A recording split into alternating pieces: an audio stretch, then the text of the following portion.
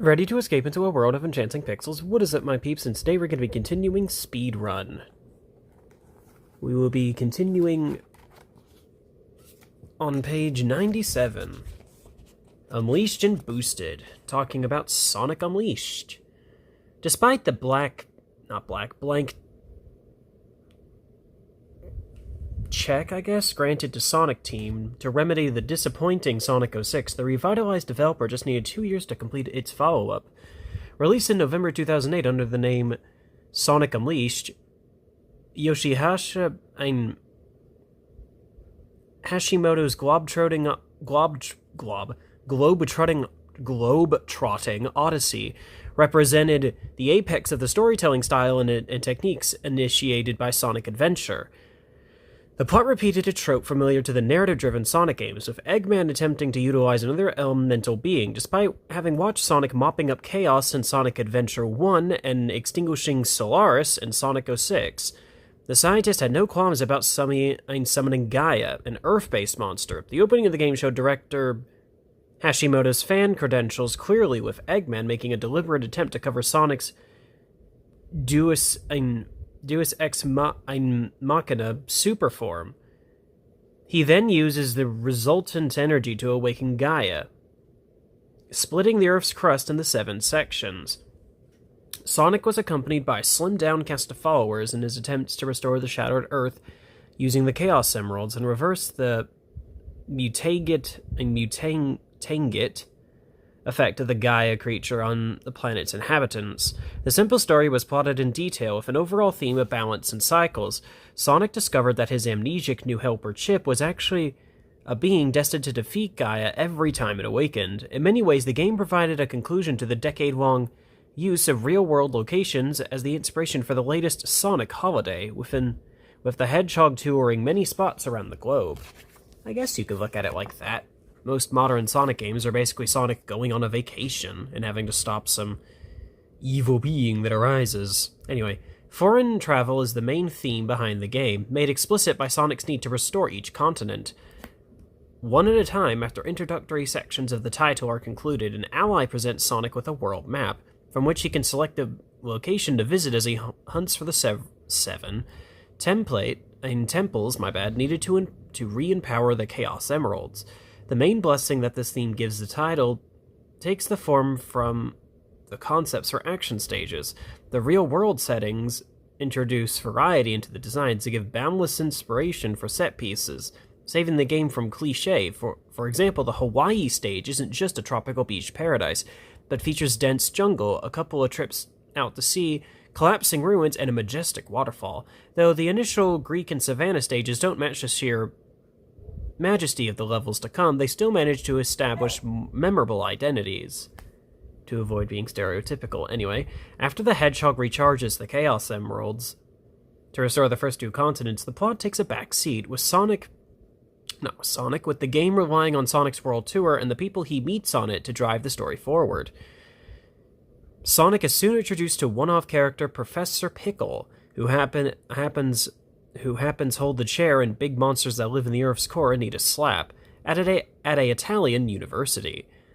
The professor's guidance spearheads Sonic's efforts, and his rooms serve as a base where concept art, music, and other unlocked bonuses can be accessed. Pickle is the emblem of the game's affectionately stereotyped cast. Being complemented by carefully selected returning faces, Tails makes several appearances to provide Sonic with long-range transportation, and there are a number of cutscenes featuring Amy.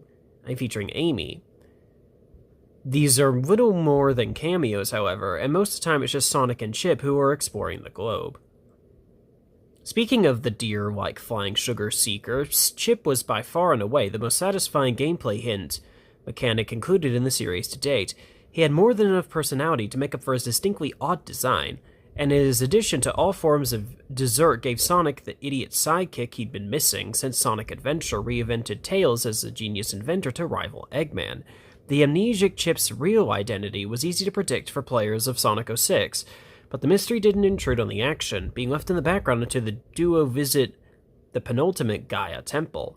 The controversial cutscene which follows the moment is striking, being far removed from what would be expected of the game. Like the Sonic X cartoon at its very peak, This exchange isn't high drama, but there's a trace of real emotion here. Taking the title beyond the harmless fun usually associated with the series. Looking at the opposition, Eggman was supplied with the latest and long-running series of robot minions in the form of androids Orbot and Cubot. These bumbling mechanoids proved to have an unusual degree of staying power, being featured in subsequent Sonic games for over 5 years. The effort expanded on the adventure's themes and narrative was matched by a complete gameplay revelation. Since 1998, the two central elements of Sonic's 3D outings were his homing spin attack, better known as his homing attack, which allowed his signature move to function without any tricky judgment of depth, and the lightspeed dash, which briefly confined Sonic to trails of rings as he was transported around the level.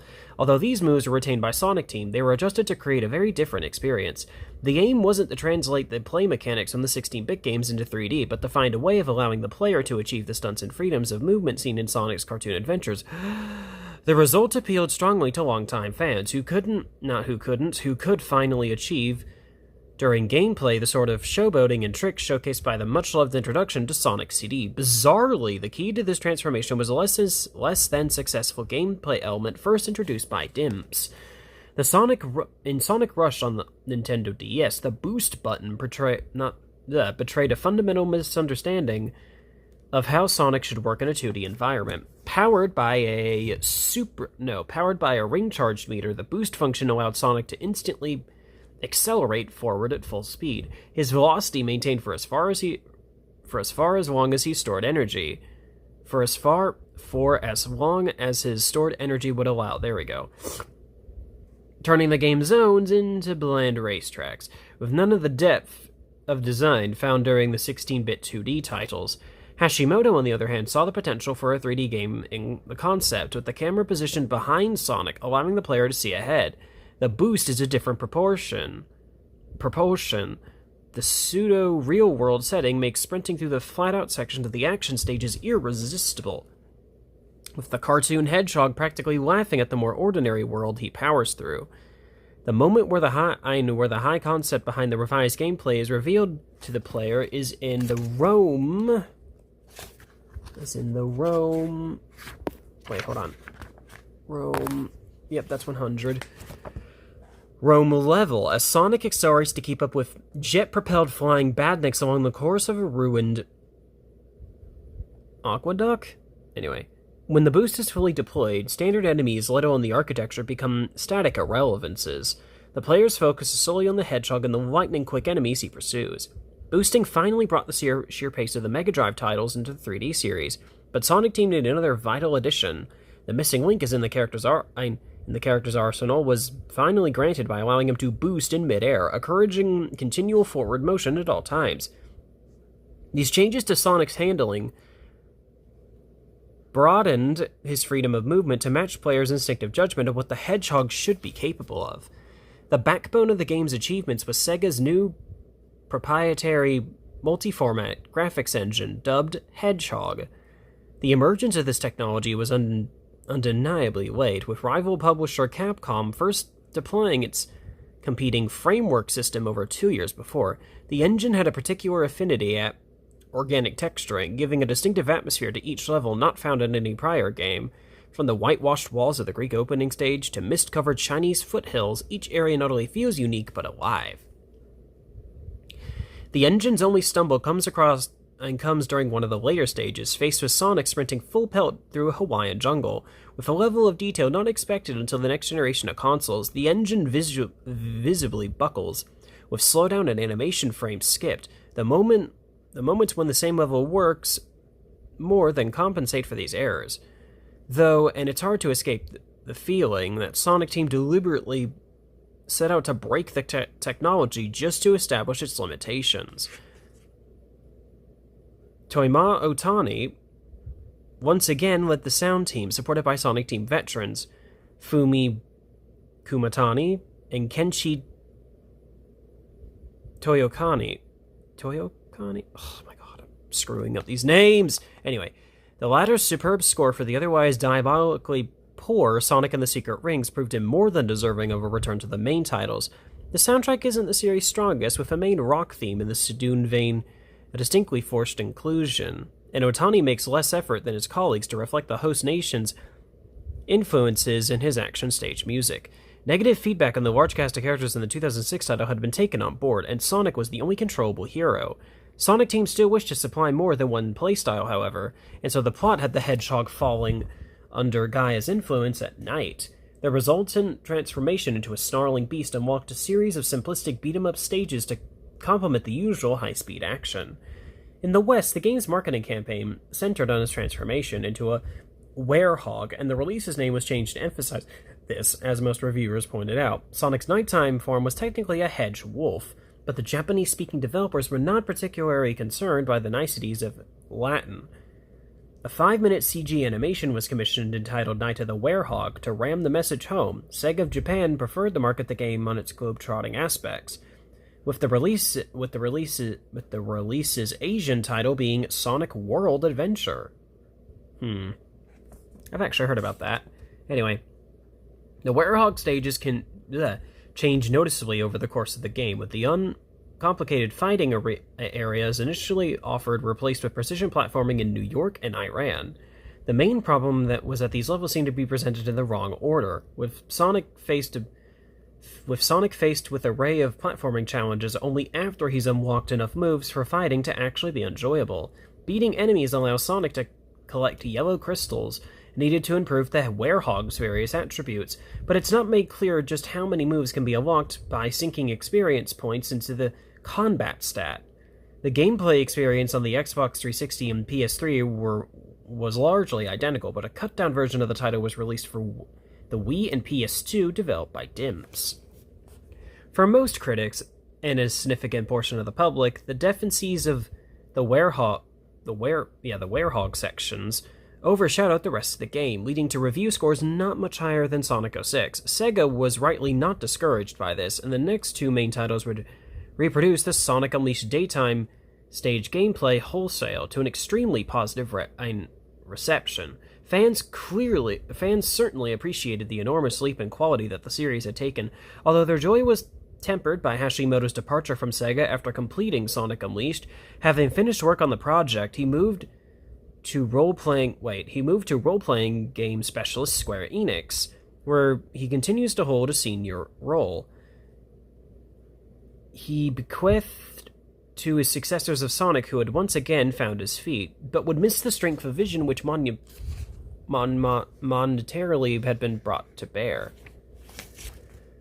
The misfortune of Hashimoto's resignation was compounded in early 2009 by the release of Sonic and the Black Knight, a staggeringly poor entry in the Sonic storybook subseries. Tetsu Kyoto intended for this strand to continue... Excuse me. For this strain to continue as a group of Wii exclusive titles. And the Hedgehog this time found himself sucked into Arthurian legends. Key roles were taken by familiar faces, as in Sonic and the Secret Ring. Superb presentation could not mask a further deterioration of gameplay, however, and the release attracted the poorest reviews of any full-budget Sonic title. Plans for any further Sonic storybook titles were abruptly cancelled, and it became clear that Sonic Team's 2006 Fall from Grace and Kyoto's replacement of Yuji Naka were linked. Takashi Iizuka was promptly appointed to a general producer role on the Sonic series, while the former head of Sonic Team USA, now charged with providing a consistent creative direction for the Hedgehog. Mr. Iizuka takes charge. Iizuka inherited a strong gameplay template for future titles from Sonic Unleashed, and his first order of business on taking direct control of the Sonic series was to supply a consistent narrative tone to complement the solid base. With development launched on two separate platform games, he commissioned carefully targeted spin-offs from studios outside of Sega to maintain a steady flow of titles, while avoiding rushed disappointments such as Sonic 06. Generally speaking, developers who had performed well with the series previously were deployed more strategically, working on titles more conceptually aligned to the core output of Sonic Team. The success of Sumo Digital's 2008 tennis game resulted in the firm being commissioned to produce a bigger budgeted title with a more broadly appealing racing theme, as might be deduced from the name. Sonic and Sega All-Stars Racing, but the Hedgehog and his franchise firmly center stage, with several less than successful Sega ventures dropped to make room in the cast and track rosters. While some corners were obviously cut in development, the result was sufficiently accomplished for the video game press to now treat the All-Star series as a subdivision for the Sonic brand instead of a Sega fan hero. Part of the game's success was due to Sumo's presence in prototyping. The developer was willing to stand firm in the face of wry comments on the Hedgehog's driving a car, and the obvious reason of why a character famed for his speed could not win races on foot. Sumo's public statement that Sonic's love of competition led him to handicap himself by driving was a charming moment of fan engagement from the company. In reality, gameplay tests had shown that a small vehicle-less character unbalanced the aggressive racing gameplay when pitted against larger car-driving opponents.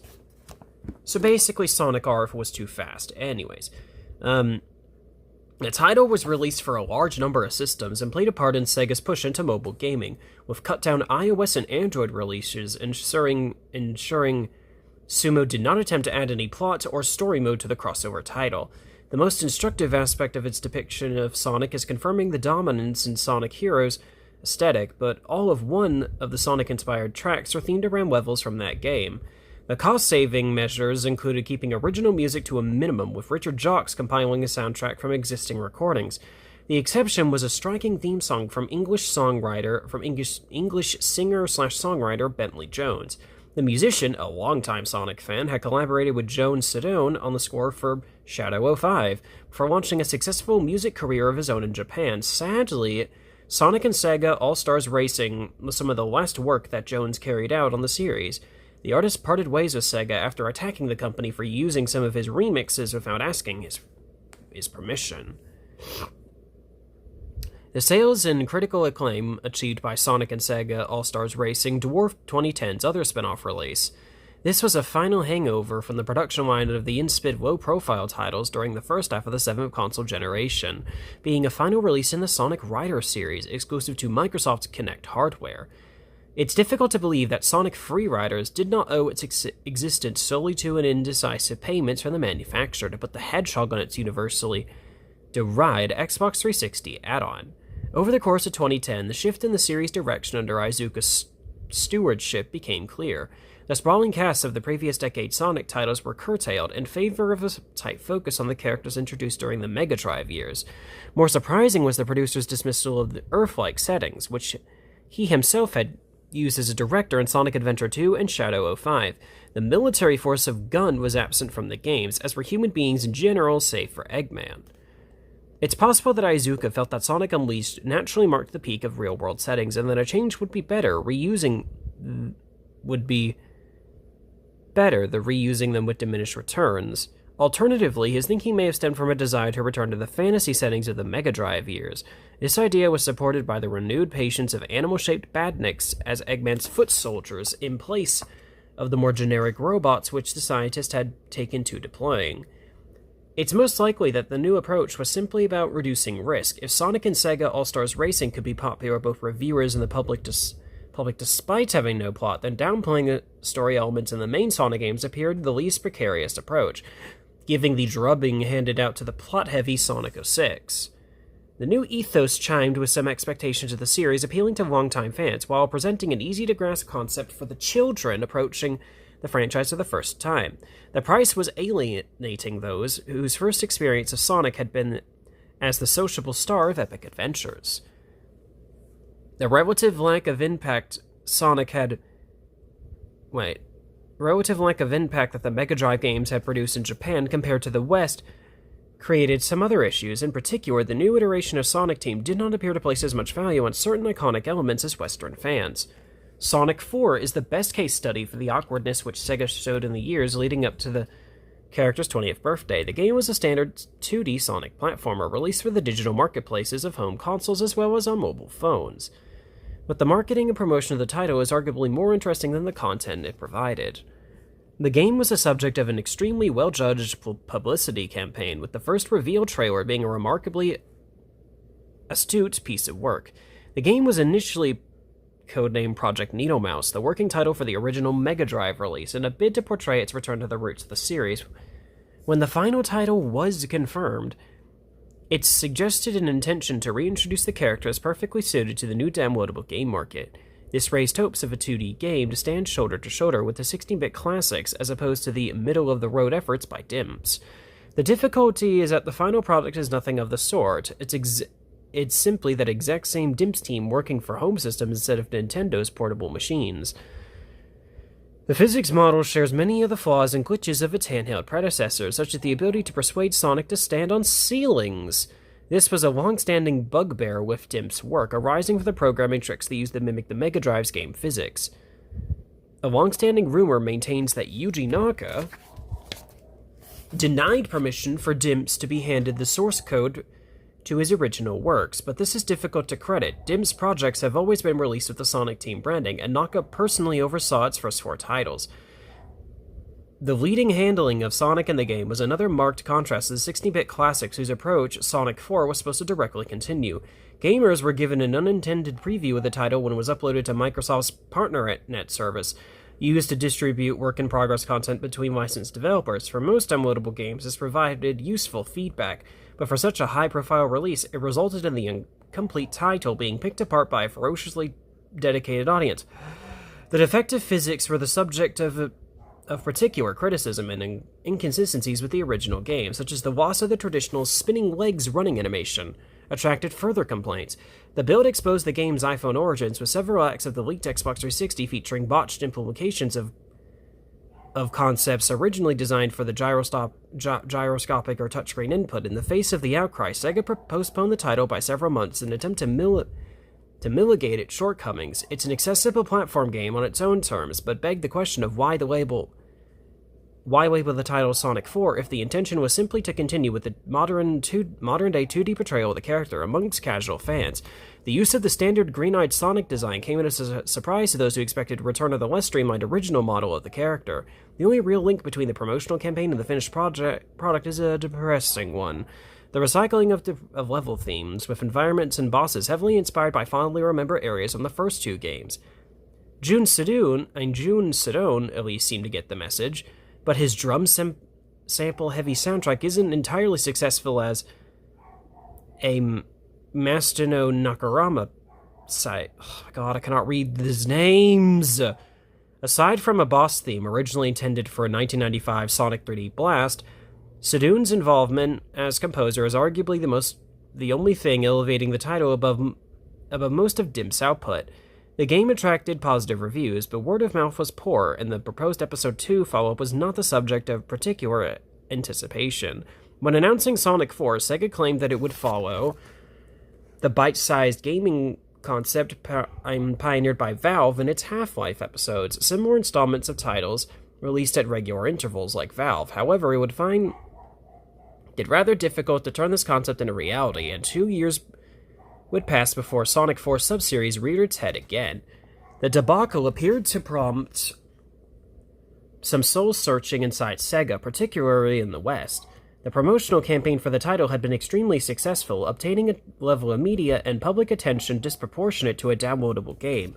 In the end, it was let down by the actual content delivered by Sega of Japan. Since 1997, all the decisions surrounding Sonic had come from the East, with only Archie's comic series deviating from the parent company's line. But sales of the Sonic titles had been failing steadily for several years, and the Sega subsidiaries of 2010 were not the same as those of a decade before. Sega Europe had achieved considerable success under the chief operating officer Mike Hayes and the stewardship of the Football Manager and Total War strategy titles. The company had effectively taken control of its U.S. branch in 2009, with Hayes leading both organizations. Unsurprisingly, the large and active online Sonic fanbase had begun to migrate into the company, with community managers such as Kevin Eva, and Aaron Weber being strongly rooted in the movement, while Azuka's Sonic team retained the final say in any decision related to the character. The Western divisions of Sega became more active active in their efforts to sell Sonic, and in advertising their Japanese colleagues on the perception of the market's desires. A key step was a recruitment of a brand director for the Sonic series. Former Sega Europe marketing manager David Corres took on the daunting task of coordinating the large array of small merchandise licenses which still remained let, and ensuring that the revised conception of Sonic coming from Iizuka was reflected globally. Most of this work occurred behind the schemes, but a public sigh of C's housekeeping occurred in the second half of 2010, when several Sonic games disappeared from sale through digital marketplace. The brand manager confirmed that the deletion was initiated by Sega, which had decided to remove from sales titles which failed to make it in Undercoast Store and the review website Metacritic.com. Tactic missions of poor product quality from Sega had so far been rare, but the Western divisions were obviously gaining confidence in dealing with the Japanese hub. The impact of Metacritic on the games industry had not been wholly beneficial, with its herd mentality and focus on review scores leaving little room for more nuanced artistic judgment. In this instance, though, its facilitation of quality vetting was undeniably welcome. The culmination of this drive would eventually surface in 2014, but some signs are made apparent, such as recasting the Western voice artists working on the series. The performers introduced with the Western location of the Sonic X cartoon were dismissed, with the notable exception of Mike Pollock, I really hope I'm saying that right, whose performances as Eggman had become synonymous with the character. A new team was introduced, led by Roger Craig Smith as Sonic. The fanbase still not entirely warmed to the departing Jason Griffith, and welcomed Smith with open arms. The actor seemed happy to reciprocate.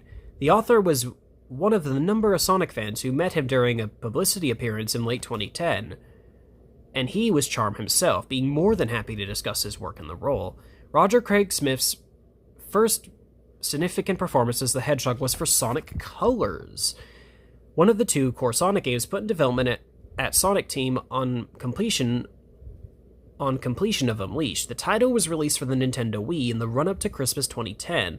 It had drawn development talent from a variety of sources, including members of the Unleashed group and disbanded storybook outfit. For the first time since the adventure games, we see a direct continuation of gameplay from the previous installment, with the action handling exactly like the daytime stages of Sonic Unleashed. In terms of tone and storytelling, however, there is a marked shift, with Iizuka's new approach making itself felt. There is a distinct simplification of content instead of the larger cast and grandiose story of Sonic Unleashed. We have a much smaller scale Looney Tunes feel to the plot, which sees Eggman opening an orbital amusement park as cover for his plan to enslave an alien race. It's tempting to cite the arrival of regular series writers Warren Graff and Ken... Is that seriously Pontiac? Anyway, as the reason for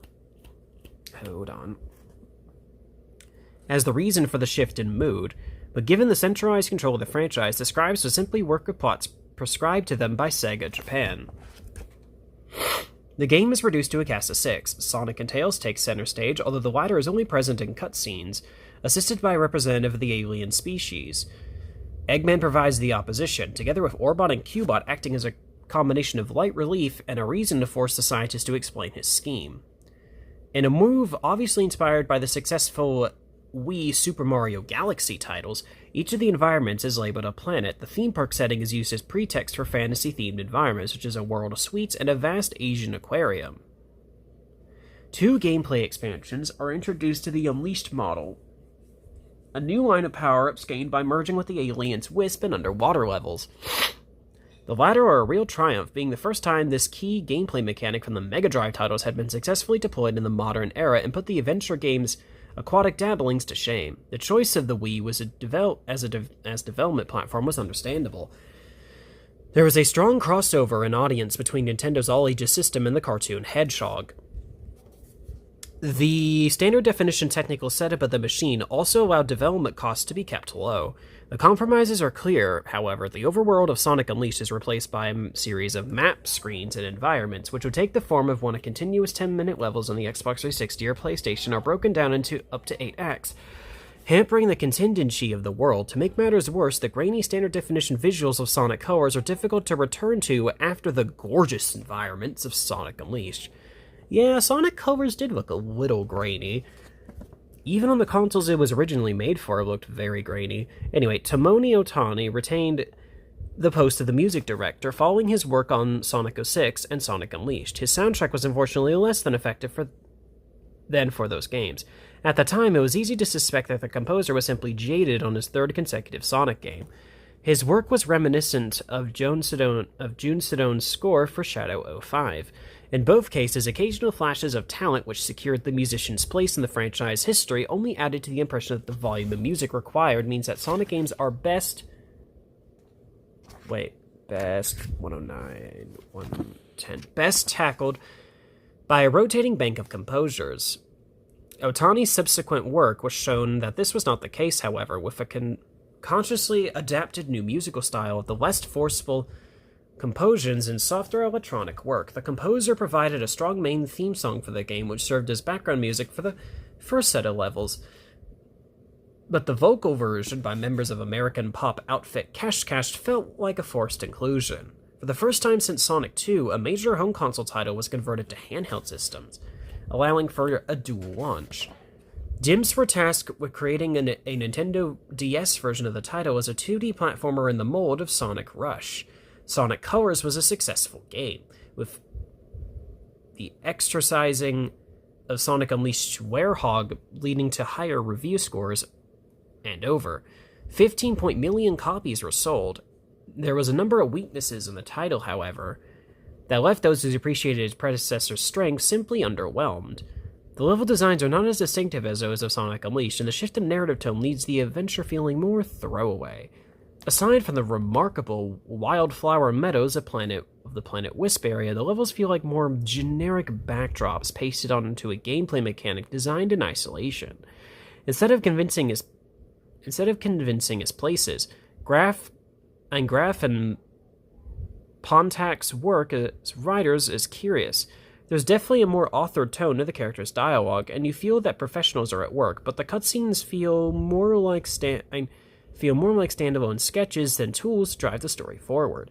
The game capped at a reasonably stable year for the franchise, and Iizuka's approach was now bedded in, but the producer found himself facing a new challenge for 2011, balancing his preference for uncomplicated standalone adventures against the demands of adequately celebrating Sonic's 20th birthday. The Birthday Party. Sega had made an effort to acknowledge 10 years of Sonic with an anniversary logo plastered across Sonic Adventure 2, but that title would have clearly been released regardless of the occasion.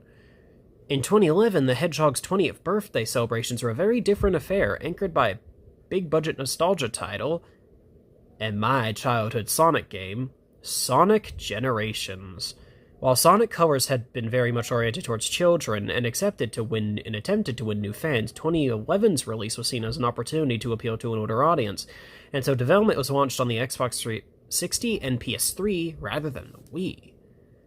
After the issues encountered over Sonic 4's promotional strategy, and a more co-oriented approach was taken, with the final product being extremely close to that suggested by the media campaign. The expected Episode 2 installment of the downloadable title was put on hold, ostensibly to allow for uninterrupted media focus on Sonic Generations. Although the need to release DIMP's staff and to create a handheld version of the game probably played a part. The 20th anniversary is at the point at which Britain's Summer of Sonic convention came of age. The brainchild of fansite owner, I'm just going to say Jocelyn, because I think that's how you pronounce that. The one-day event had been held annually since 2008, growing in stature each year. Despite its ongoing success and visible support from Sega Europe, orchestrated by Kevin Eva, it remains strictly fan-led, with a large committee sharing organizing duties. The success of Summer of Sonic created several issues, with the convention perpetually relocating to different south of England venue each year in a bid to increase its capacity. The constantly growing popularity of the event is a testament to the fondness of which the UK views Sonic. also served as a highlight to the catalytic role of Sonic the Comic in creating the UK fanbase. Yes, because, like Thomas, Sonic also has a British fanbase. Anyways, initially, the array of guests were drawn solely from the UK creators behind the franchise. The writers and artists of Sonic the Comic became regular attendees, being slightly pleased, if slightly baffled, at the affection in which their work was held. Live performances of music from the games have become a key selling point of Summer of Sonic meetings, and Joan Sedone has been one of the most enthusiastic overseas guests, attending the majority of the gatherings, although since dwarfed by subsequent conventions. At the time, the 2011 meeting was easily the largest to have been organized. The guests of honor were Sonic team chief Takashi Iizuka and Yuji Naka. Although Naka had publicly left Sega in 2006, the firm remained a key investor in his development house Probe, and he was happy to undertake publicity work for the Sonic series. The former programmer conducted a question and answer session from main stage and signed copies of games. The success of Summer of Sonic led Sega's US arm to reintroduce its own annual event, Sonic Boom. Although this was a more corporate-driven and controlled venture than its endearingly spontaneous inspiration, Summer of Sonic's Achilles heel had always been a capacity. The organizers are commendably committed to keeping the event free to attend, but pre-registration is mandatory to control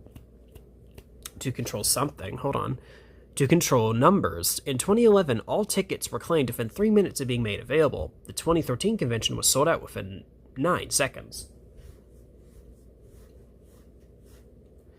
Turning to the anniversary game itself, Sonic Generations contained remakes of levels drawn from the character's 20-year history, each presented as 2 acts. First of these were played by classic Sonic, the chubby, pale blue character who appeared in the 1991 Mega Drive title, although modeled in 3D. His gameplay stuck to a 2D axis, doing a better job of replicating the original game style than Dimps had managed in over a decade of attempts. Aside from this, the taller, deep-blued, green-eyed modern Sonic tackled each stage in the now familiar Sonic Unleashed style. He swapped between 3D and 2D control mechanisms as the levels altered between fast-paced action sections and the more precise platforming. Sonic Team had clearly learnt much from the Sonic 4 outcry, and classic Sonic was pointedly denied use of his modern counterpart's homing attack. Despite getting one at the end, but still. Despite apparently getting one at the ending of the game. But anyway, where was I? The inclusion of this gameplay trait had recently attracted much abuse to the downloadable title. The choice of games to be represented in the Sonic Generations was relatively uncontroversial, with one area drawn from each high-profile release. The only aspect that raised an eyebrow was a decision to regard Sonic 3 and Sonic & Knuckles as one title, being represented only by a recreation of the latter's Sky Sanctuary zone. Sonic Team were informed in its level selection by an internet poll, but didn't regard the result as binding. Presenting a balanced array of concept and playstyles took precedence over meeting every fan expectation. In general, the game is remarkably well judged, with June Sedone and his colleagues' approach to music being a case in point. In each level, the incarnation of Sonic which originally tackled that stage is accompanied by a straight re-recording of the original background music, while their counterpart runs to a rearrangement of that same tune.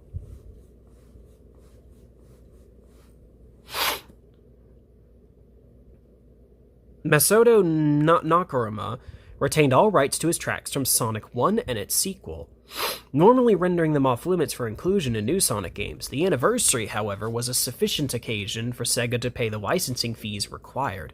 Sedone's joy in finally getting to play with the compositions which had inspired his work is audible, but the highlight of the soundtrack is Cash Cat's relentless reinterpretation of the Big Arms boss theme from Sonic 3. The band's Alex M. is a longtime Sonic fan, in the case of their involvement with the series. For the most part, the levels in Sonic Generations do justice to their original incarnations, although there are some weak design in the update of Sonic covers Planet Wisp. In each case, Sonic Team managed to expand the original level concept slightly. The chemical plant zone from Sonic 2 gained some aerial action sequences, as well as modern Sonic swings from the cranes high above the factory, while Sonic Adventure 1's Speed Highway is enlivened by sequences where Sonic plows through high-rise buildings that he once simply sprinted past. Credit has to be given to the Sonic Team for its willingness to face past mistakes. After the nightmare of Sonic 06's temptation to ignore the title must have been strong, but the game's Crisis City is included in a polished form that lays to rest its original buggy and fractured incarnation. Alright, that is where we will stop for today. So, don't forget to like, comment, and subscribe. Talk to y'all later.